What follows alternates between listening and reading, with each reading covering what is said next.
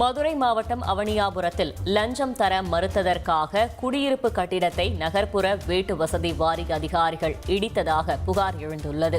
இத்துடன் 50 ஆண்டுகளாக பொதுமக்கள் பயன்படுத்தி வந்த பாதையை அடைத்து அதன் அருகிலுள்ள கட்டிடத்தில் 1.5 அடி ஆக்கிரமிப்பு என்று கூறி இடிக்கப்பட்டு உள்ளது. இந்த விவகாரம் நீதிமன்றத்தில் நிலுவையில் உள்ள நிலையில் எந்த நடவடிக்கையும் எடுக்கக்கூடாது என்ற உத்தரவை மீறி அதிகாரிகள் கட்டிடத்தை இடித்துள்ள சம்பவம் பரபரப்பை ஏற்படுத்தியுள்ளது. கோர்ட்ல நிலுவையில் கேஸ் வர இருக்கு. இதை மீறி ஒரு அதிகாரியை இடிச்சா என்ன பண்றது? அதிகாரி பேர் வந்து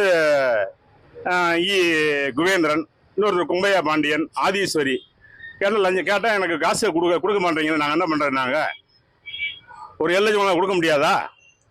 அண்ணா அன்னிகளை கேட்குறாங்க. இது வந்து எந்த வேலை நியாயம் தெரியல. அரசு எந்த அளவுக்கு இது பண்ணுதுன்னு தெரியல. இந்த கோரிக்கை வந்து எங்களுக்கு பாதை எடுத்து கொடுங்க. அதாவது ஒரு 1000 குடும்பம் பின்னாடி இருக்கு. இந்த குடும்பம் பூரா சிரமப்படுது. பிள்ளை பள்ளியிடம் போறதுக்கு சிரமப்படுறாங்க. ஓடி பஸ் ஏற வேண்டி இருக்கு. அங்க நிப்பாட்டிங்கன்னு ஏத்துறாங்க. முன்னாடி இங்க ஒரு 100 பிள்ளை வண்டி பஸ் ஏறுங்க. இப்ப அந்த வாய்ப்பே இல்லாம போயிடுச்சு. காரணம்னாக்க அடைச்சிட்டாங்க பாதையை.